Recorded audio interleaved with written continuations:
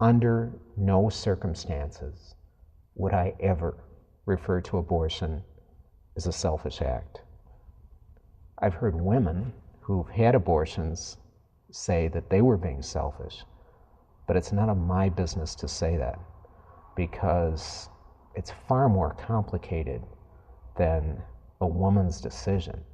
The lie that it's a woman's decision, it's not. And it's not a free choice.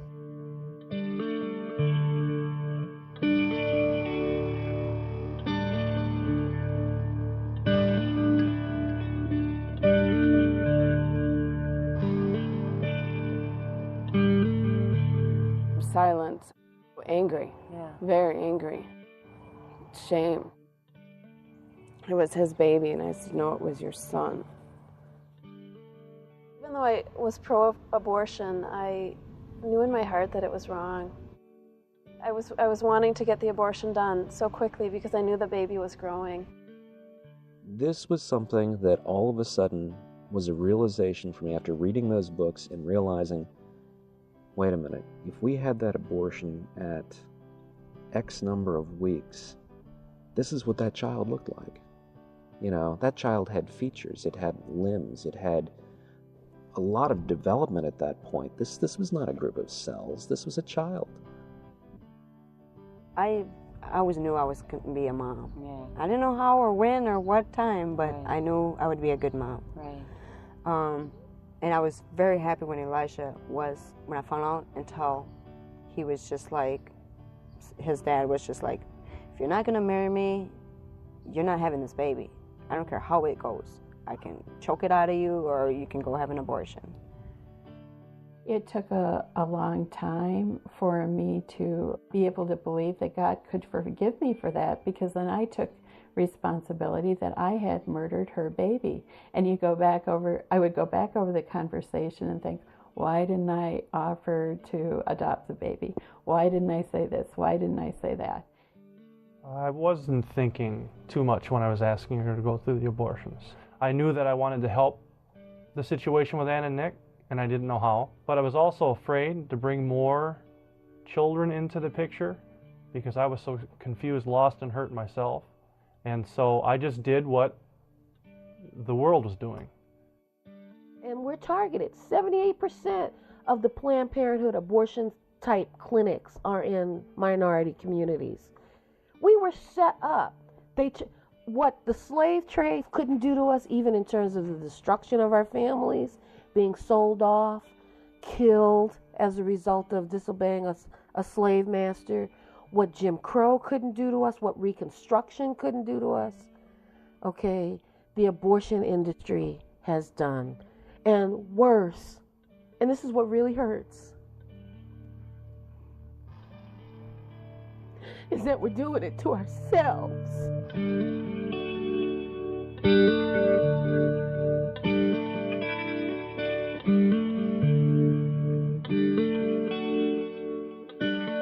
It's so scary to go there, to look at it. Because if you have to look at it, you have to realize what it was. And it was the taking of your child's life. That's really hard.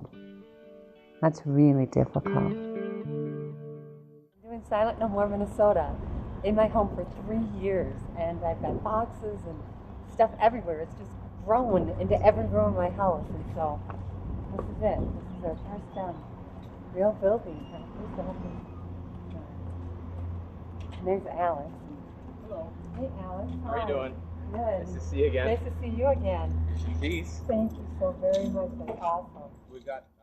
I'm thinking I'm going in the lion's den. You know, I'm Daniel going in the lion's den. I am going to go to a pro-life march with a sign that says something about me having an abortion. Wow. I mean, and I was going by myself.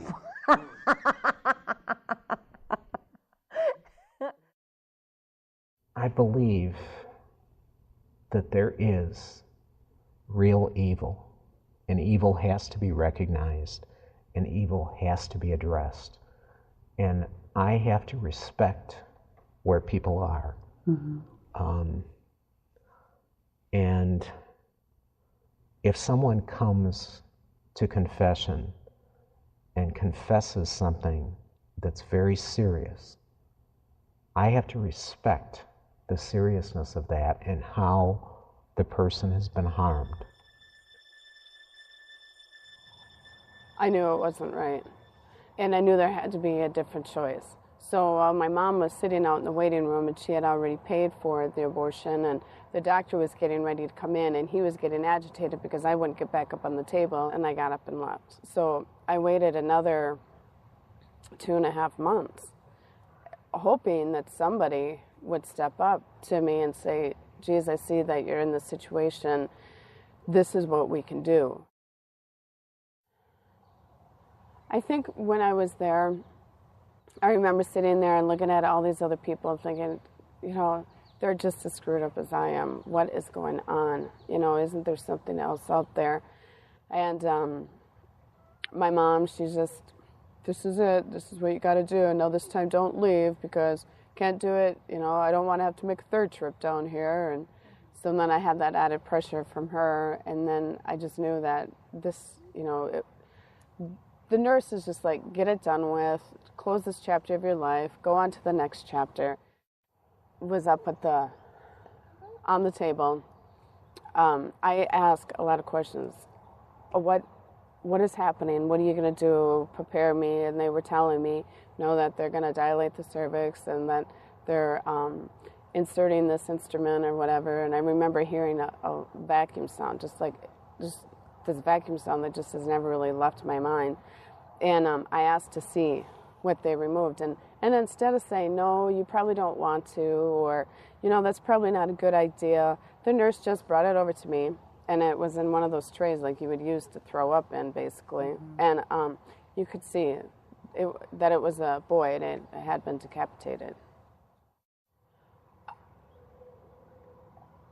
Like I was convinced that, of the 10 Commandments, thou shalt not kill, that I had just killed, and that at this point I couldn't put it back. The reality of their lies to me, I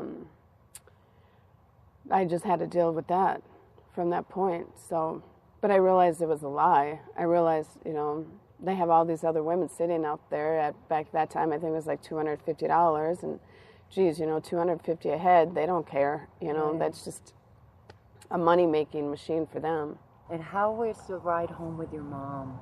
How was it when Silent. You first saw her? Oh, angry. Yeah. Very angry. Yeah. Silent. I was shame. Very shame. I went home and didn't tell anybody, and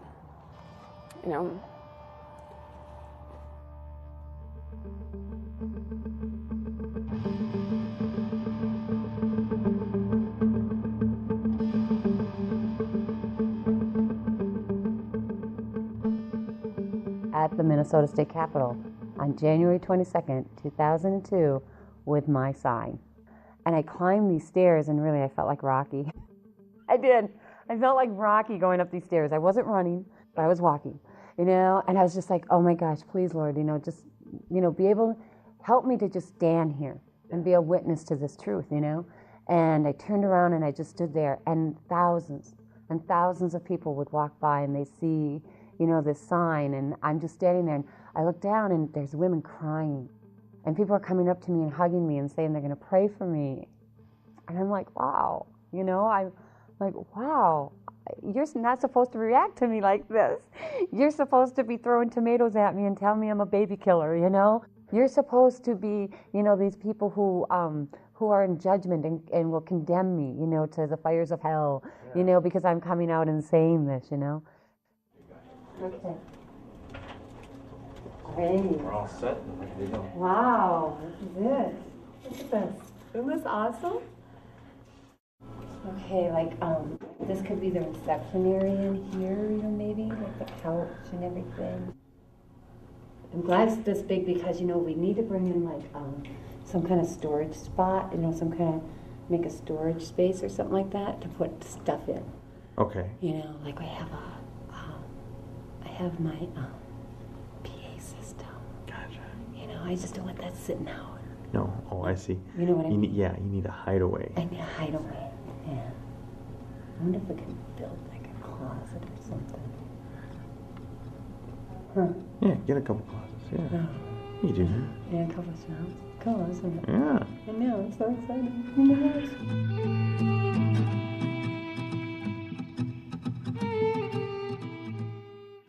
It was a lifestyle choice. It's like I wanted abortion to remain legal and available for me because I was living in this way that abortion was going to be birth control for me.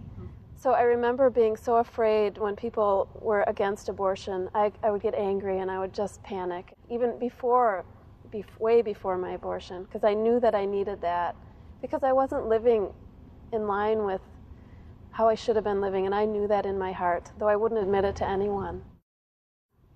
I felt actually really good to be pregnant, and it's like I felt alive. Something was alive in me, and I felt that, and then I just became afraid because I was seeing a married man, and no one knew about it, and I just, though I felt really connected to that baby for an instant, this other part of my mind said, you can't, people don't know this married man, and we've got to erase this. I was, okay. Yeah, but I got pregnant again, and it was with a man who was violent. So still, though I was sober, this pattern of self-abuse, I sort of felt like I deserved it. You know, okay. I didn't deserve to really be loved. I didn't love myself. I really despised myself. So it was like I was reliving the first one. I went to Planned Parenthood for a pregnancy test, and the nurse came back and said it's positive, and I screamed and I was crying and I'm saying, no, no, no, I'm having an abortion. And that was it. And so I left that day, and that was what I was going to do. I called my mom again, and she took me again. It was just reliving the first abortion. I was so full of just hate. Okay. And I focused it on that baby, which I really regret now. So. We bought into the lie that abortion is a woman's choice. What it really comes down to is abortion is a family issue. It's a cultural issue. It's a social issue. If a woman has an abortion, it's only going to hurt her, if it did at all. And that there's no consequences to that choice. Well, 30-some years later, we're living in the consequences of that choice.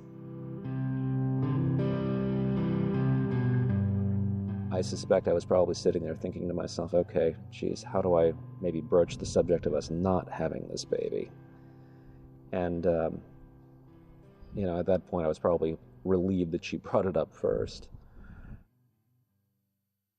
I think I made the mistake that a lot of people make. I did not think in terms of that being a child that was lost or aborted. It was a thing. That was simply a biological mechanism that was easily dismissed because it had been so heavily touted in the media that, you know, hey, it's just a group of cells. You know, this isn't a person. This is not, you know, someone to be accountable to or for. You know, that made it really easy. This was something that all of a sudden was a realization for me after reading those books and realizing, wait a minute, if we had that abortion at X number of weeks, this is what that child looked like. You know, that child had features, it had limbs, it had a lot of development at that point. This was not a group of cells, this was a child. And that's when it really hit me. And literally, I'm not kidding, it made me just sit there, and it took the air out of me, and I had to take a deep breath. You know, she thought she knew everything about me at that point. You know, we'd been married for a couple of years. This is heavy stuff. You know, this is not something that, you know, I'm telling her, gee, I forgot to tell you about someone I dated in the past. You know, that this is a child we're talking about, and we're at a point right now where we're trying to have children. So that's a double slap in the face. And really makes me angry when I think back about, you know, the number of people, myself included, who were stupid enough to buy into that. I shouldn't say stupid enough. We were young, we were naive, we were getting fed a really well-polished bill of goods.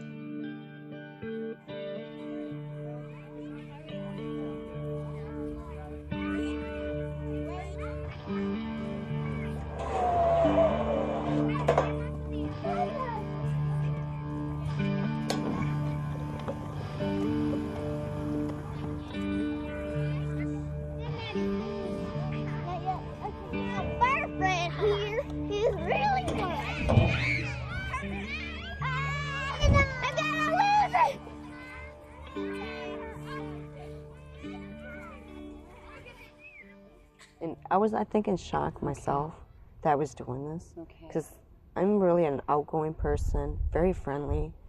Like I said, I love kids to death. I'm not, what I was going to do is totally not me. Was against your values. Every value that I believe in, that's just not me. At times I did cry in the abortion clinic. I felt alone. I felt like I was making a huge thing that by myself, without anybody giving me advice, without anyone's opinion, and I didn't know what to do. So you went for that cigarette. So I went for that cigarette. And you trusted. And you know what's funny? Right before I left to go get that cigarette, I said, show me a sign. I said, show me a sign. And it was a major sign. It was a major sign. So I told the lady, I was like, I need to go have a cigarette. And she's like, well, don't get distracted by the people who are striking. And I guess I wasn't really hearing her say that. Or you mean the protesting? Yeah, because the doctor was like, don't get, I'm like, whatever. And I walk out. A minute I walk out, I had this lady come up to me from Pro-Life. Pro-Life Action Ministries. Yeah. Okay. And she's like, you're crying, how can I help you? And I'm like, you can't help me. You don't know my problems. You don't know what I'm going through. Is this what you said to her? And that's exactly what I said to her. I says, I don't know what you're talking about, because I don't know what you can do for me, because there's nothing you can do for me. You don't know where I've walked. You don't know, how I feel right now. And she said, no, I don't know how you feel, but I can help. She says, come with me. And all I did was go with her. And Ann wanted me to go back to my apartment, get some clothes, and leave. And I told Ann, if I go back, I'm a dead woman. If I don't tell him I had this abortion, I'm a dead woman.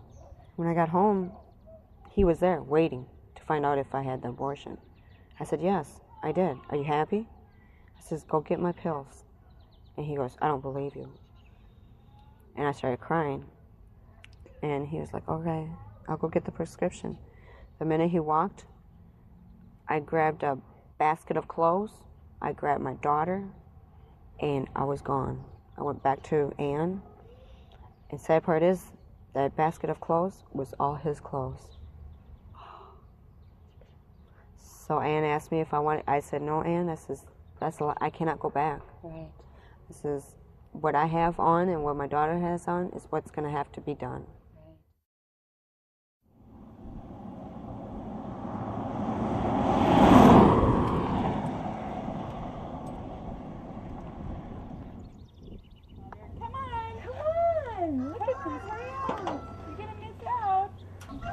They would eat a little more.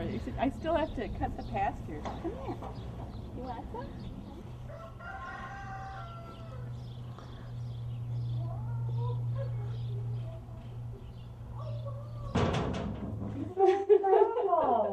Oh, and then we've got ducks and geese to it. I'm not sure where those guys are off to.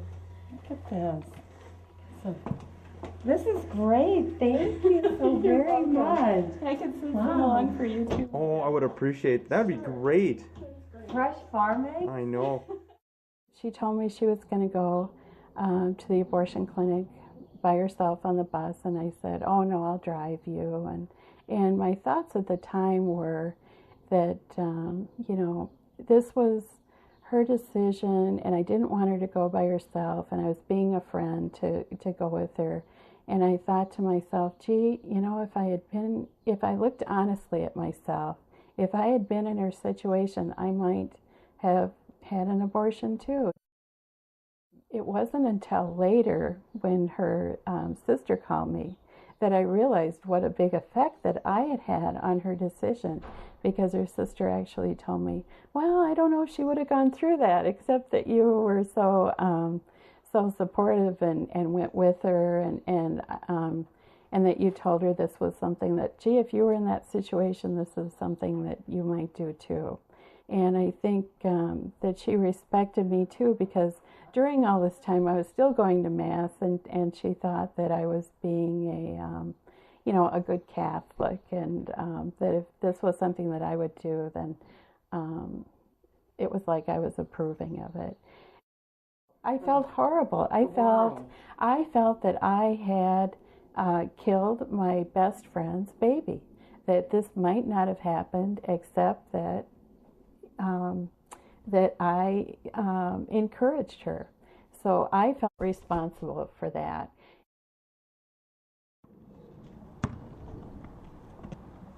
When Ann eventually got pregnant, I was angry and scared. I had no idea how to be a father. None. I used the excuse that I didn't want them to have the same life I had, but the truth was I was afraid to raise children and even try. My decision to abort the lives of our 4 babies has wreaked havoc on me ever since. The feelings of guilt, sadness, anger, self-hatred, and sometimes suicide had plagued my life. Those are the things you're not told about by the abortion lobbyists. The only counsel I received from then friends and family was, you don't need the inconvenience of children, or you're way too young to have kids. You have no clue what you're doing. I bought right into those lies and showed no concern for Ann or the lives of our children.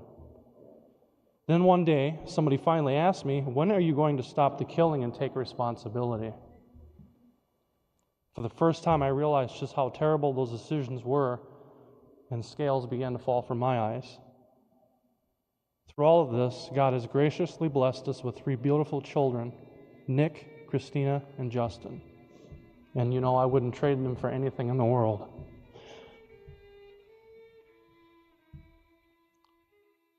At the age of 13, the civil rights movement for me was not about water hoses. It was not about not being able to sit at a lunch counter. It was not about Jim Crow. That was my mom and dad's era. For me, civil rights, and for my generation, it meant civil license. It meant that I could do what I wanted to do. I could have my own life. It meant that I was the God of my life. I was the master of my fate, and I was not going to let some baby keep me from that. We got to the abortion clinic. We lived in the Bronx, and we had to drive all the way downtown.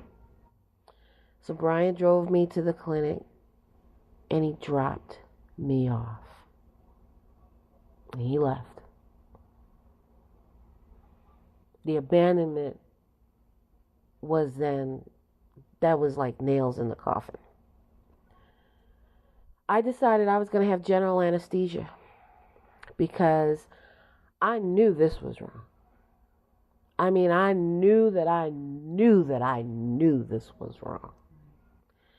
And I didn't want to know or feel anything. Okay? The first 2 abortions were with local anesthetic, which they said wouldn't hurt, and of course it does. This time I went for general. I go in, I get general anesthesia, the abortion's done, I wake up in the recovery room, and imagine a long corridor, and you have beds like this along this long corridor. And I wake up to all the screaming and hollering. Okay, it was horrific. And it's like, wait a minute, this was not what I signed up for. I didn't want to know anything, and I didn't want to feel anything, and I sure enough didn't want to hear anything.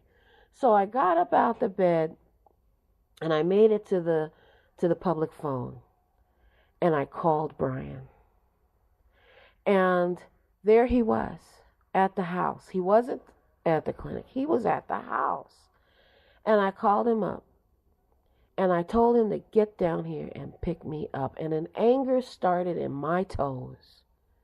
And that thing rose up my leg. It was a real presence of anger. And you could feel that anger. It literally started in my physical toes, and it rose up, and I pushed it down. I remember thinking that feeling the weight of the decision. And I remember thinking, oh my God, what now? What's next? I wasn't so much thinking about her anger. It was like, it's not an answer. And driving down there, and as I got closer to the clinic, just kind of dreading picking her up and really seeing her face to face, because I know that I'd done her wrong. And I'd done us wrong. And then from that day, my dreams, my go-get-it, my pick up and go just left.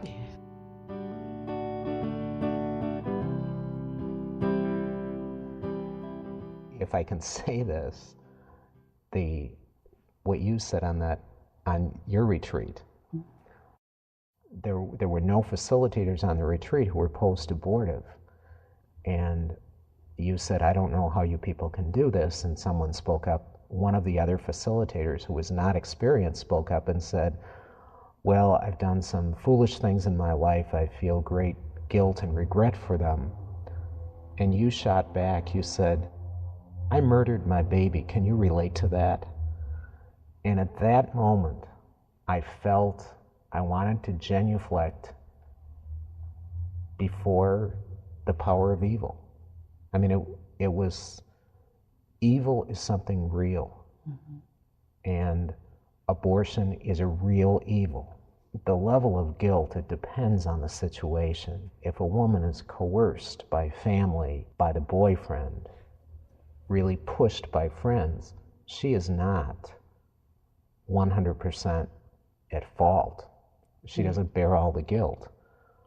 But abortion itself is a very grave evil, and we have to respect how serious this is. Right.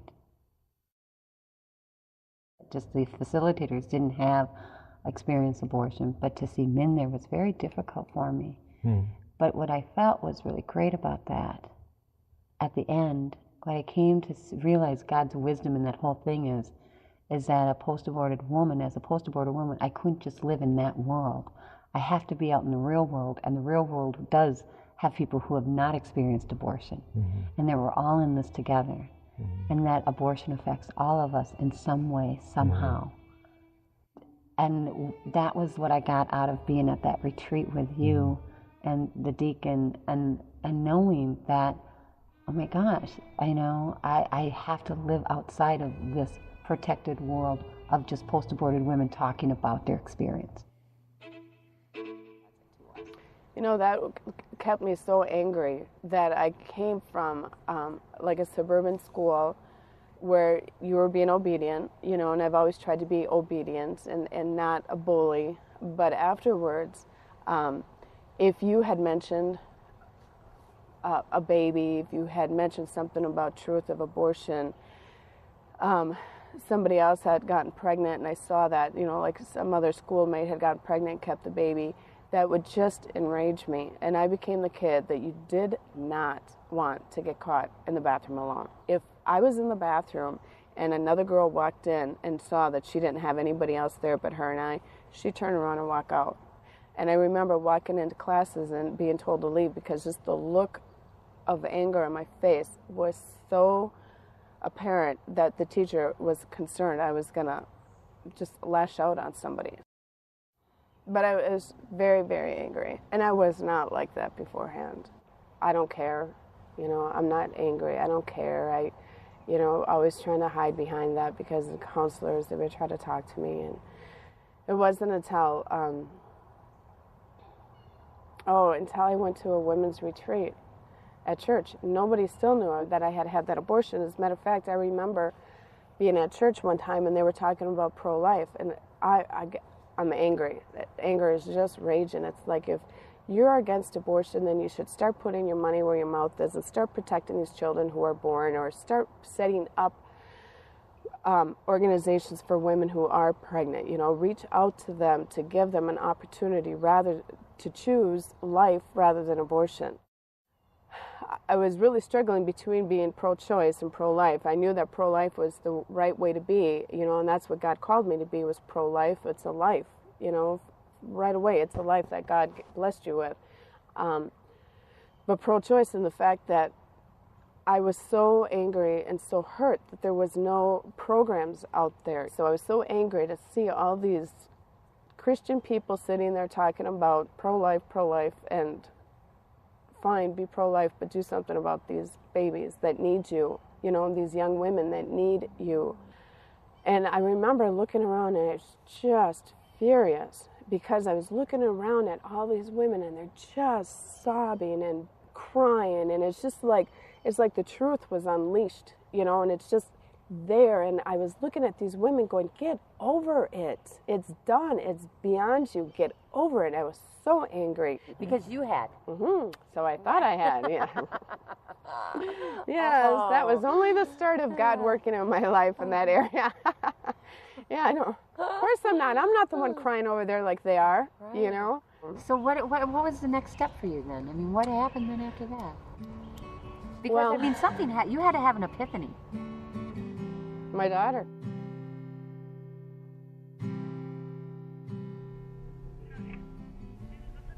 Yeah, hi, Annie. This is Ann Marie Cosgrove with Silent No More Minnesota, and I sent out a press release for our event this Saturday at the state capitol, and I'm just calling a follow-up to see if you guys got it, if you're going to be coming out there, if you plan on doing anything with.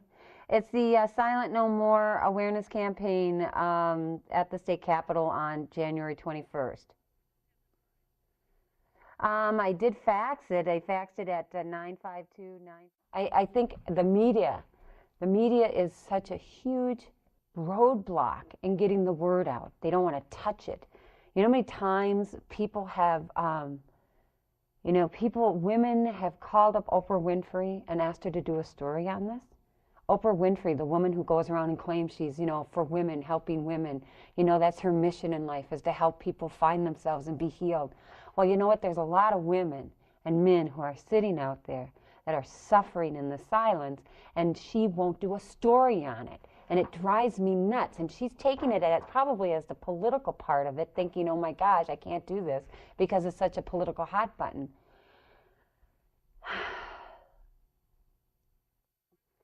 Yes, you do have it. Are you guys going to be doing anything on that?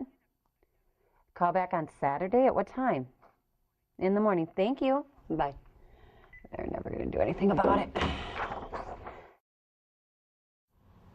Maybe 3 years later, I met another guy, and we were engaged to be married and trying to get pregnant. Mm-hmm. And I remember getting pregnant and being so excited.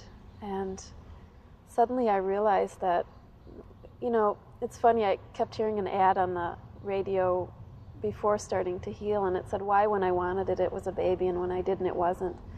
So being pregnant that third time and wanting that baby, all of a sudden I just realized, I can't explain it, but something shifted inside of me, and I started to think about my abortions. Were you pro-choice at this time? I still was pro-choice, yeah.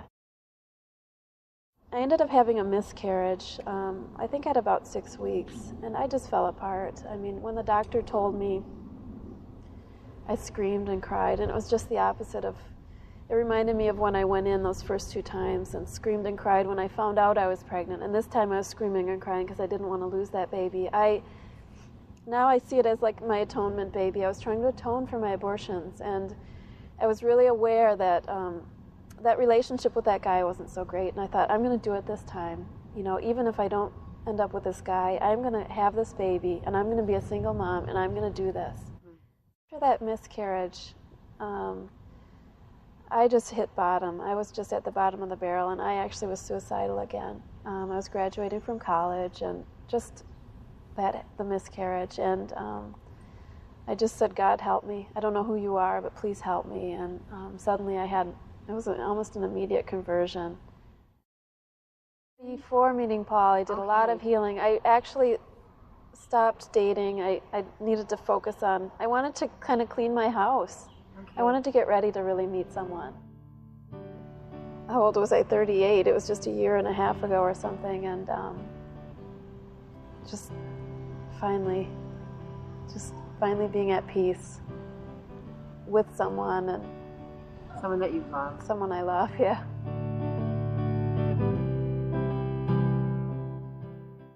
A recurring thought is coming back, saying, you know what, this is payback. This is a message coming back to you. You know, this is what you did before, and you know, what makes you think you should have kids now?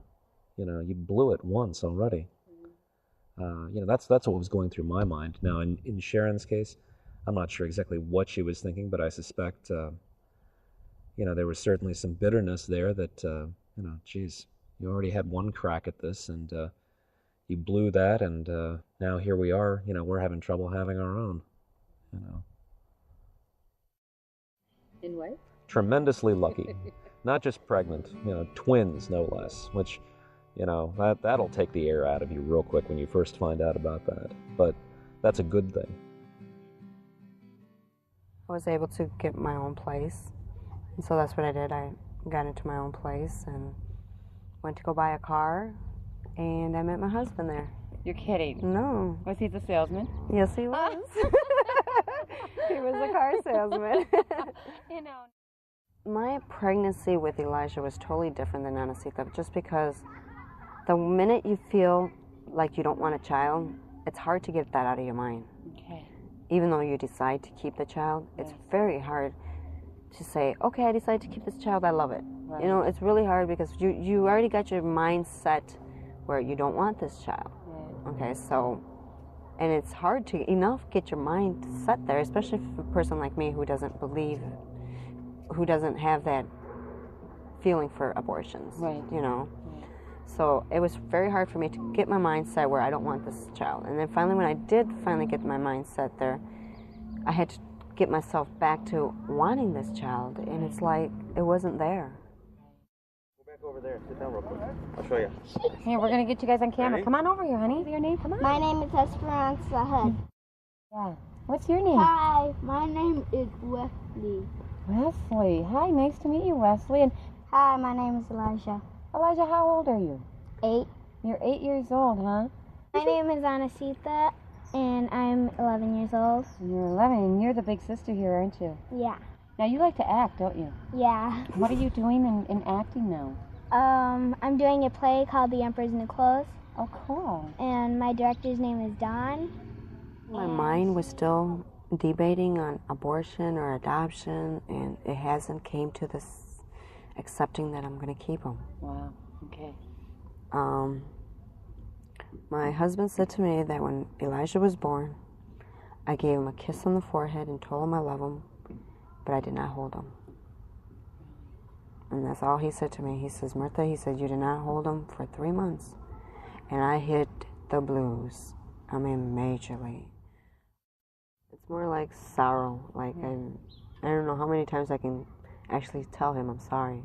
And I've told him. I've told him I'm sorry that I even thought of that. I don't even remember how he found out. I just know the first time, I think I was the one that told him.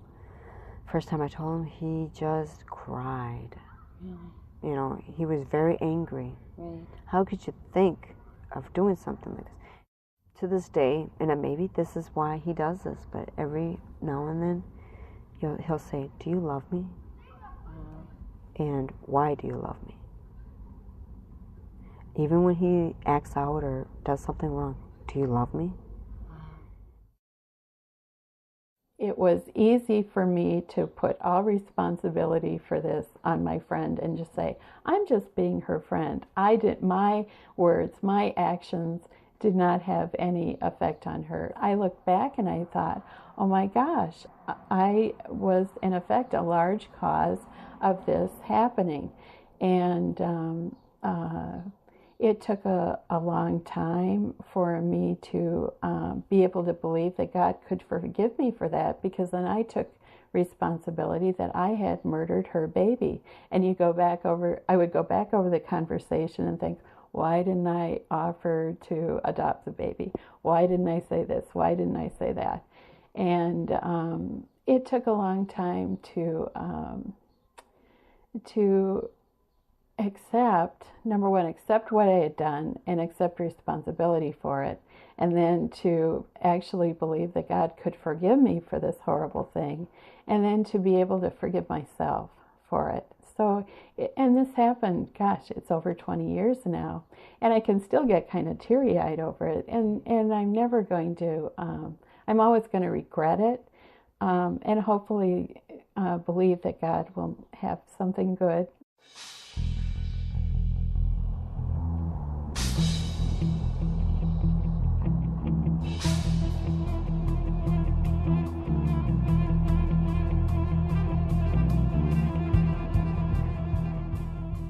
After we get done with our whole ceremony, I'm going to bring the guard back. I'm going to have these guys march up around the outside, and then come back on each side of the star. Yeah, and we'll march back around both ways here. Okay, great.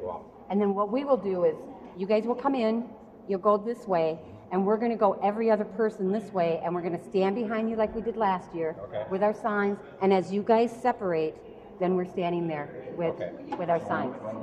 Fabulous. Okay, what do we got? Couple of details. Candle lighting ceremony. I remember how that. Okay. I can't remember. Okay. Do you have a slip of the program? I don't have one with me, but yeah, they're right here. Okay, that's when they need to go up there, is to light the candle. Okay, the candle. Candle lighting ceremony. After the St. Paul youth performance, then the two people who are going to light the candles should come in. One will light, the other one can be passing them over. Hi, Dan. Hi, Carol. This is the first time you guys have been here. Yeah. Oh, I'm so glad you came. Here for you, baby. Oh, thanks. Okay. I got to get all my speakers together and stuff. But how's he doing? The doctor, he had since I talked to you, his eye is regular. Oh, good. So I'm thinking from sleeping all night, it really cooled. Right. But from him standing up for a while, at least it dropped. Okay. But he said everyone was looking at him in the car. And okay. He said he's wearing a ski mask. Okay. All right. All right. I've got to, you know what, we're back in room 107, so go back there. Okay, this is my sister, Jessica. Hi, nice to meet you. So, yeah. okay. Yeah, 107. It's back through that hall. Hey, and then. Jessica, come with us? Yes, absolutely, she can. How's it going? I got it. Oh my gosh. I do. I got to get myself together here. Did you find them? No. Okay. Well, what I could do too is. What did I do with my makeup? I don't know, sweetheart. Say, envelopes.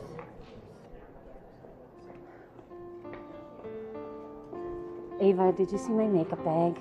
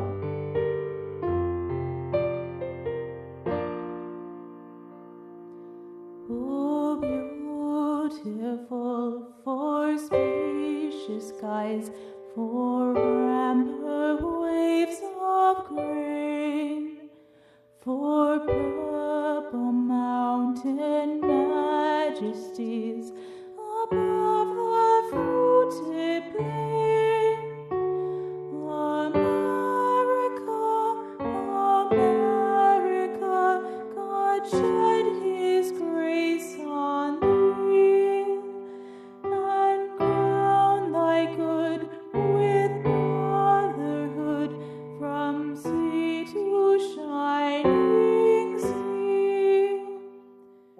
I've had 5 abortions, and 4 of them were with Shane.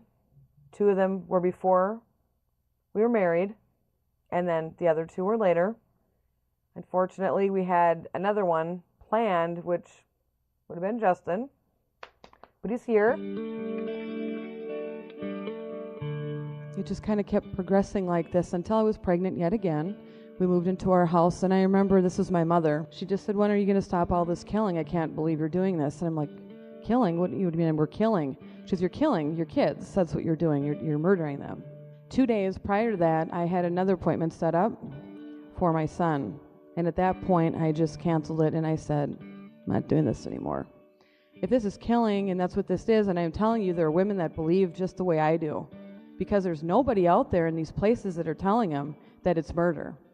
They're saying it's your choice, it's no big deal. That is what people are hearing. And I'm telling you, there are a lot of girls in this country that, their boyfriends want to have sex, want to get right in there, that not realizing that when you do that, God says we need to be married. We need to be in a marriage commitment before we have sex. So guarantee you, that's what I've homeschooled my kids. I have thrown that on them. Look at our lives. Look at the mess we've made. Look at the pain we've gone through. And we have honed that message down. And just about everybody that knows us, not like we're trying to preach, but, you engage. And until that wedding ring is on your finger, you do not know that man will stay. Chances are if you get pregnant, they leave. And that's all, that's one thing I just wanted to say. It's not that I did it with even a knowledge of what I was doing, because I really didn't. But I will say that I did keep my son, Justin. He's 13. And my kids are just an amazing blessing to me. And I have dedicated my life to staying home with them, giving them what they need, and they've seen my struggle, my emotional struggle up and down. And they'd all testify today saying, she's not fun to live with all the time, but they're very merciful, and they realize that we're on a healing journey, you know what I'm saying? And we got home that night, and it was just silence. We just did not talk. I did not want to talk to him. I didn't want him to touch me. I didn't want anything to do with it. But I remember getting up the next morning, and I got up the next morning, and it hit me. It hit me. I mean, it hit me straight between the eyes. It's like, my God, what have I done? What have I done?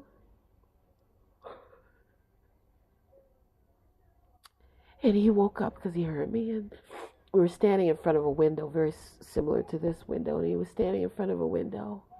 And of course, he's trying to comfort me, and he's trying to do what is the right thing. And so what does he say to me? He says, "Let's just not talk about this. Let's forget about it. Let's just put it behind us. What's in the past is in the past. Let's just put it behind us." And so that began the suffering in silence that lasted for 17 long years. He changed. He was no longer that go-getter kind of guy, and I was forgiven. And in my mind, and in much of Christendom, if you're forgiven, that must mean you're also healed. Okay? Not so, but that's what I thought. And so April of 1997 is when I finally get there. And I'm driving. It was at a church. It's about 3 minutes away from my home, and I'm panicking. And I'm not a person to panic, but I'm panicking. And by the time I get to this place, I'm hyperventilating.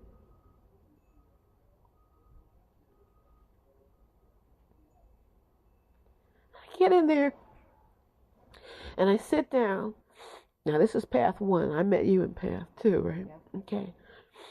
I sit down and I make sure I'm not sitting around anybody because I don't want anybody to touch me and I don't want anybody to say anything and I don't want to talk to anybody, right? And this wonderful lady stands up and she starts her talk and then she says, we're all here now. Okay, we're all safe. We can now all tell our secret. We can all now say and talk about our secret. At which point in time, the anger, remember I told you about the anger? Well, during the 17 years, that anger would rise and I'd push it down. And it would rise again and I'd push it down. And that went on for 17 years. Well, that anger started rising that day, that evening. And I tried to push that thing down and I couldn't. And I'm panicking now because I can't control this thing.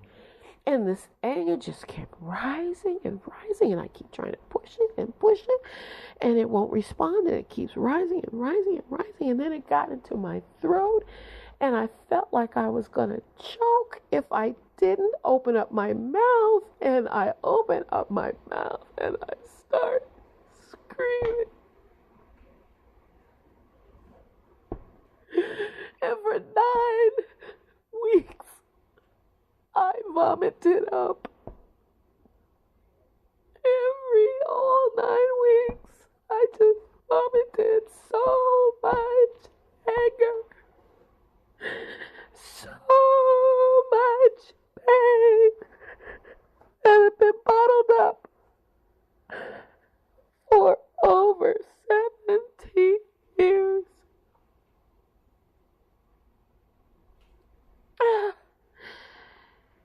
If I didn't know God was in it, I don't think I could have survived it. But in vomiting up this pain every week, I got freer and freer. And in path, what did I learn? I learned about the forgiveness of God that I had really forgotten about. The forgiveness that I had was up here. It wasn't here because there's no way you can kill children and really, really, really believe without God healing you that He really forgives you of that. You know, you can't kill the image of God in the earth and not suffer. And I thought, and that's what all of us think, right? We really think that we can kill the image of God in the form of children and not get any consequences. But you know what? He's good. He makes sure that that sticks in your craw until you come face to face with Him and you come face to face with a holy God, okay? And really confess your sins and really get forgiveness of your sins. My heart goes out in all I can say, because I've heard so many of these stories. There but for the grace of God go I. And I can't condemn any man or woman who's been in this situation. And I don't think it's the place of the church to condemn them, but it is the place of the church to bring the healing love of Jesus Christ and let them speak the truth of their experience. How old were you when you found out? 19. 19. Were you shocked? Yeah. Because your mom was a good mom, huh? Very much so. She just kind of sat down and she was like, you know, I've been doing this Bible study. I'm like, yeah. And your point is, you know, I know you've been going to this Bible study every week, Mom. You've pretty much been doing it my entire life.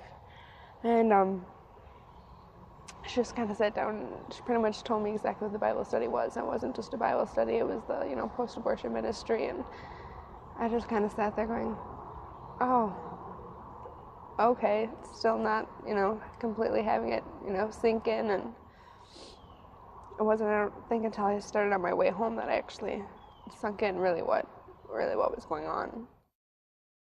spent my entire life so pro-life to the point where I'd get kicked out of classes because I'd just get in such a rage with people who are so pro-choice. And on my way home, I was kind of like, my mom's one of those people I always hated.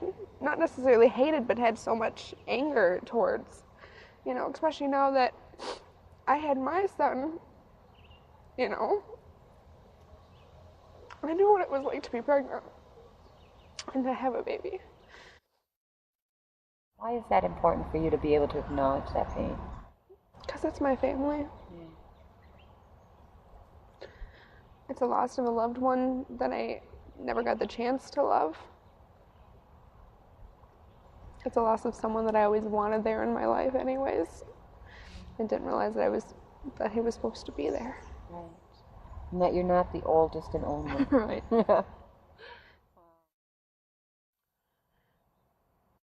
Still working out the process. Right. You know, still actually allowing myself to mourn, where all those years it was so covered in anger and denial that I never brought myself to allowing myself to mourn.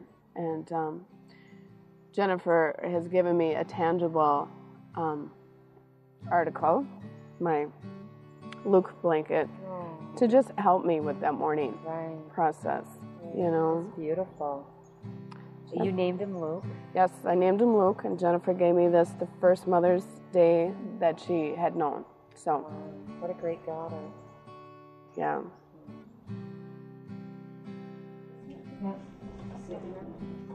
Her husband gave us. Oh my God. We just lost our baby. Oh, from the miscarriage. Yeah, she got this. It's like a rose that so we can make a garden outside. Oh. Isn't that great? Oh, that's so cool, Jody. Did it make you want to cry? Oh, yeah, I loved it. We both loved it. Oh, that is so beautiful. And your mom and your stepdad got that for you? Yep, they did, on the rose.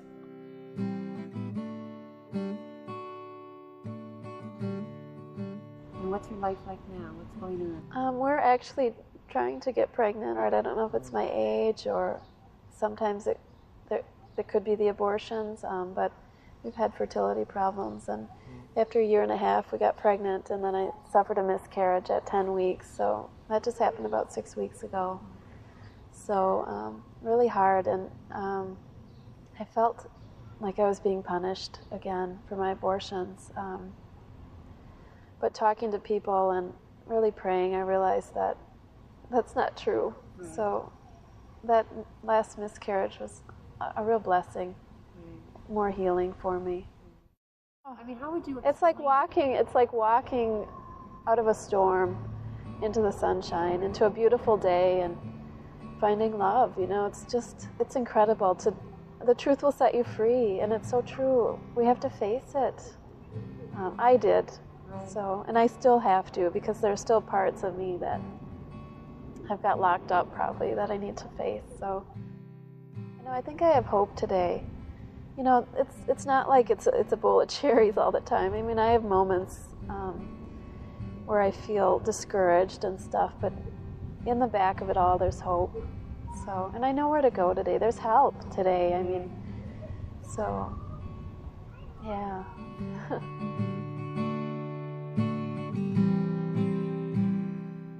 It started to dawn on me. Geez, this is what it's all about. And you know, what if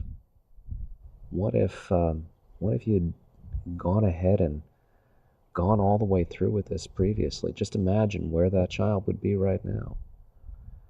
And that, you know, that lost potential and that thought process has never gone away. You know, there isn't a time that I walk around now and watch my girls doing something as they're growing and they're learning different things or trying new things, or I see other people's children, you know, that are a bit older, that would be closer in age to where my child would have been, you know, from that pregnancy. There isn't a time that I don't think about that. It always comes back to me now. Part of it's a self-healing process. Part of it is wanting to continue to try to get the word out to people, because I really believe that that's important. I know that that's something that I'm supposed to do at this point. It's not that that's going to necessarily get me all of the peace that, I can hopefully one day, attain. I'm not even sure that's altogether possible, but I hope so. But it's important. It's hugely important. I am going to continue to try to find some way to, maybe help me cope with it a little bit better. There are programs out there like the one you had told me about, Rachel's Vineyard, which I do want to go ahead and take advantage of. And beyond that, it's a matter of personally having to deal with it on a day-to-day basis. It's always going to be there like that to some extent. You can't walk away from something like this. You can't just go through a healing ministry and then turn it off. It's always going to be there. Now, can you learn to cope with it better? Can you learn to find peace on certain levels? Yes. Thank goodness. More accurately, thank God.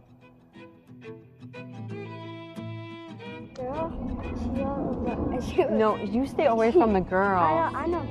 She's girl crazy. No, this little girl, that girl in the pink, she was going up the slide and she hit her head on the green. She was ducking, right? And then the green thing's right here. Boom! What a goofy kid you are. Hey, you have like the greatest hair in the world. Thank you. He thinks so too. Yes, I'm sure he does. He's my girl crazy boy. All the feelings he was feeling, I was shocked that I felt the same way. Right. I felt unwanted. He felt unwanted. He felt different from the rest of the kids. For a while, he thought I favored Sita. Because Sita's my oldest one. Right. And at that one time, I did. Right. And it wasn't because, it was more because I haven't accepted Elijah for who he was.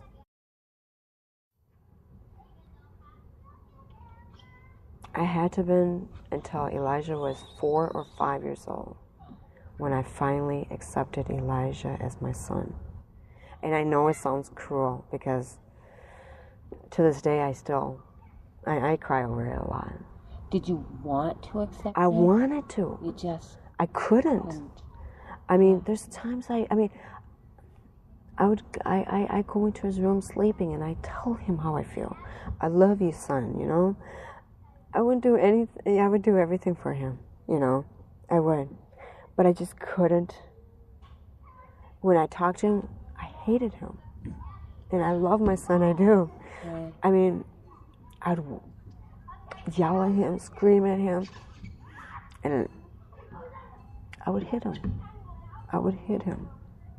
Because I haven't accepted him for, I don't know why. I just did not accept him. And finally, I got divorced and I finally had to deal with this on my own again. I had to just grab him and hold him and I just cried on him and said, I love you. I do, and there's nothing else I can say to you, And I slowly started healing and he started realizing, Mommy does love you. Because you've already been through this, your mom's already explained this to you, that she was thinking about having an abortion, with you and stuff, So you know that, right? And so what if there's other kids out there that find that out? What would you like to tell them so that they can feel their own feelings? And what would you like to tell them so My mom made a mistake. Your mom made a mistake. Never do it again, would I?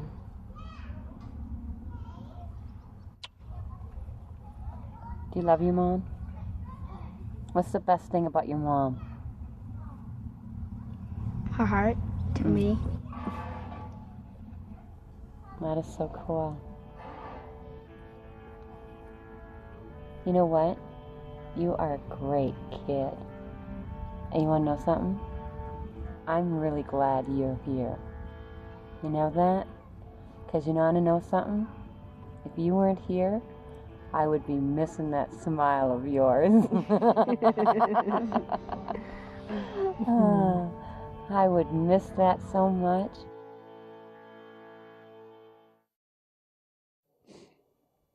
These days, Ann and I still suffer from the effects of the abortions, but we are here today in love to share with you that healing after abortion is possible.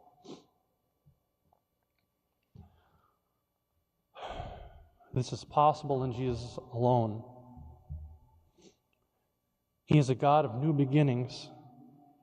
The only way to deal with the mistakes in the past is to turn them over to Him. Men, I especially want you to know today, if you're suffering from the effects of abortion or know someone who is, there's a God who loves you, loves them, and forgives you, forgives them. Jesus died for you and offers you His free gift of eternal life. If you'll ask Him to come into your life, I promise you, you'll never be the same. You too can be free from the pain and the guilt. My mother passed away 3.5 years ago, and to this day I still do not know who my biological father is. She died with that information. But I know who my Heavenly Father is. He loves me, He forgives me, and understands the pain. And by His grace alone, He's using my life to bless others. And He can do the same for all of us. This is my story. Thank you, and God bless. How's your office coming along? Well, we have some stud walls up and we have electricity in, and it really came about. Hi, baby. This is my Hazel Basil. Oh, my God, Dad, I love you. I love you. I love you. What are you silly? Thank you. That's right. What are you doing, you crazy girl? You crazy girl.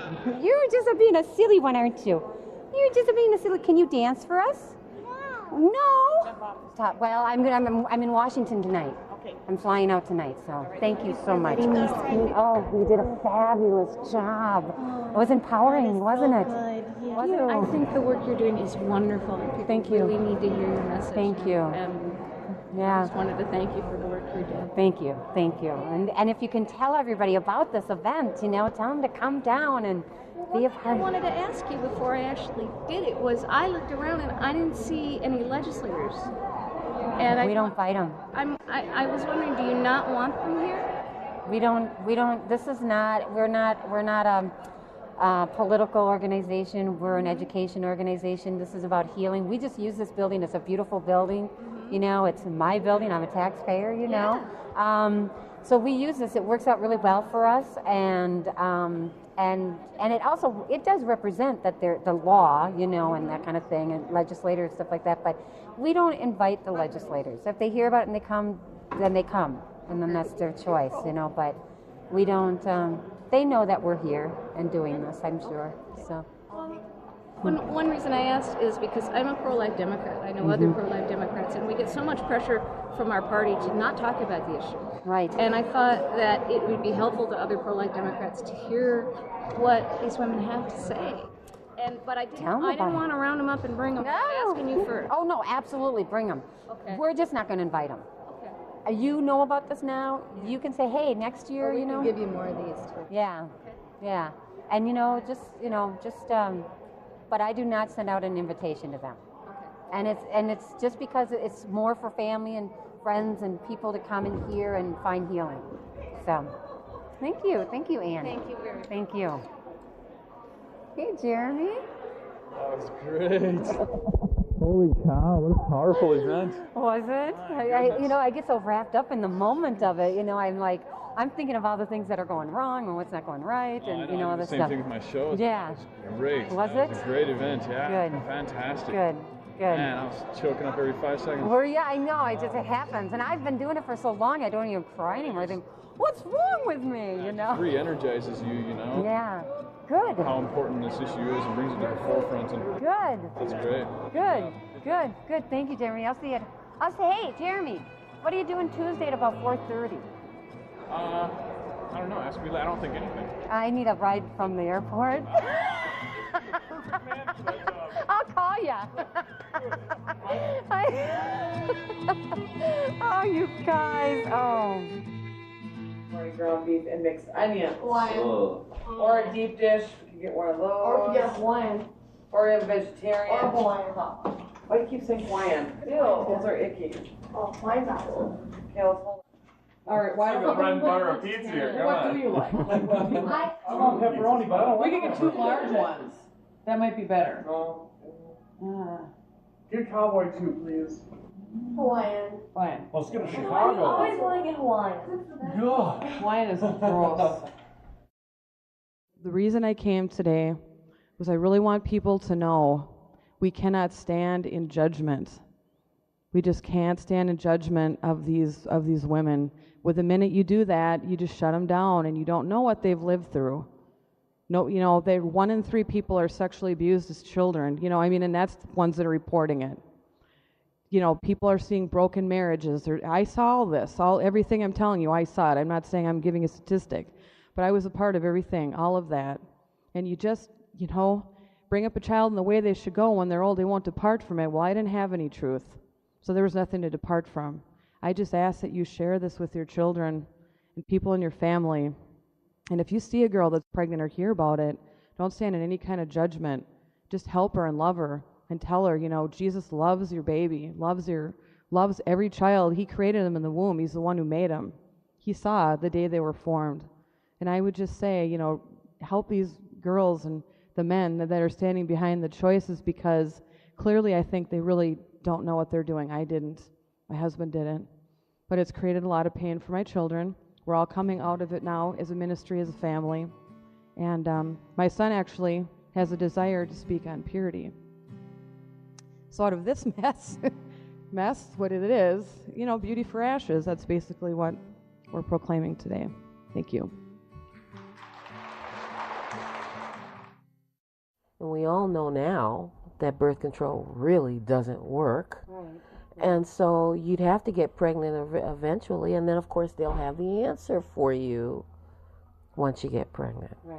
Okay. So it's a shame. The greatest man of our time, okay, greatest religious leader of our time, Martin Luther King Jr., how his legacy of life and his legacy of equality was totally twisted and turned. And I promised God that I serve, New Age, right, that I would never do this and that I would never do this for anybody else. And here I am having this conversation with him at the United Negro College Fund where I worked. I worked in the Capital Campaign Department. A mind is a terrible thing to waste. How is it that we couldn't make the connection between a child is a terrible thing to kill or to waste? The irony of it is it's just horrendous. Here I am worshiping Martin Luther King Jr. Here I am in the United Negro College Fund. Okay, it's about our race. We're struggling for equality. We're going on. We're pushing on for bigger and better things. And yet there was no love for our own children. Right. And we're targeted. 78% of the Planned Parenthood abortion type clinics are in minority communities. We were set up. What the slave trade couldn't do to us, what the Middle Passage couldn't do to us, what slavery itself couldn't do to us, even in terms of the destruction of our families, being sold off, killed as a result of disobeying a slave master, what Jim Crow couldn't do to us, what Reconstruction couldn't do to us, okay, the abortion industry has done. And worse, and this is what really hurts, is that we're doing it to ourselves. Here we are. We came from stock that said we were to go and make a way for blacks. We came from stock that said, say it loud, we're black and we're proud. We came from stock that said, you know what? We're going to wear our kinky hair the way that God made it. We're not going to try and look like you guys anymore. We came from the stock that said black is beautiful, that we are worth a life. We're worth having a life in this country. And 40 years later, what are we doing? We're killing ourselves. We're decimating our ranks. We're no longer even the largest minority in the country, and it's not because of immigration. It's because of abortion. And I learned the hard way that choice is no choice for the child that was inside my wife. But we have a choice now, and I have a choice now. And we could choose to do what is expedient, and we can choose to do what is legal, and we could choose to close our mouths and don't speak about it. We could leave the water cooler and the table, the conference table in the boardroom, and keep our mouths shut. We could run for office or back somebody for office and keep our mouths shut. But as for me and my house, I'll serve the Lord, and I won't be silent anymore.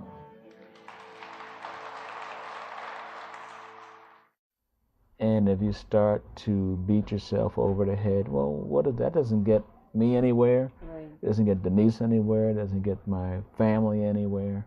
And when you get to that point where you really receive God's forgiveness, and then you can really start to put one foot in front of the other, and even starting to run that race that you kind of read about in the Bible and said, gee, everybody's on the track except me. Right. And but the healing, even now, I mean, the last 2 months or so, I mean, there are levels of healing. And now Denise and I are, we're flying. I mean, right. Woo! And we are doing so well. Don't be afraid. We've all been there. And we've all been healed as a result. God bless you. And I pray that this will be forever a day when those who are new up here on this platform, that they will never be silent anymore, and that we will never ever suffer in silence ever again. Thank you.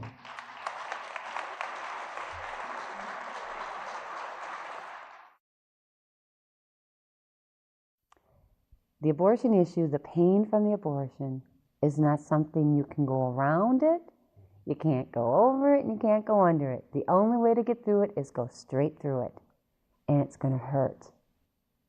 And why wouldn't it?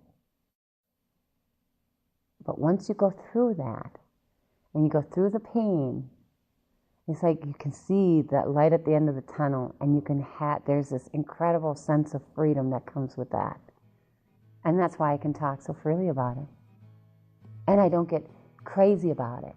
You know, I'm not blaming anybody. You know, I mean, I have this, I'm free. I'm free. I am forgiven, healed, and set free. And that's what I want for everyone. If they feel this kind of pain that I felt, that's what I want them to have.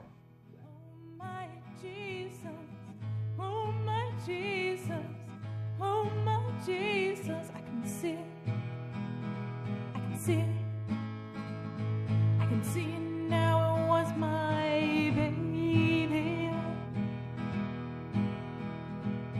For so many years, I've been hurting from the lies. When I think of what I did that day, there's nothing else to do but cry. They said it would be over soon, and I would be fine. But I know now I took a part in a vicious crime.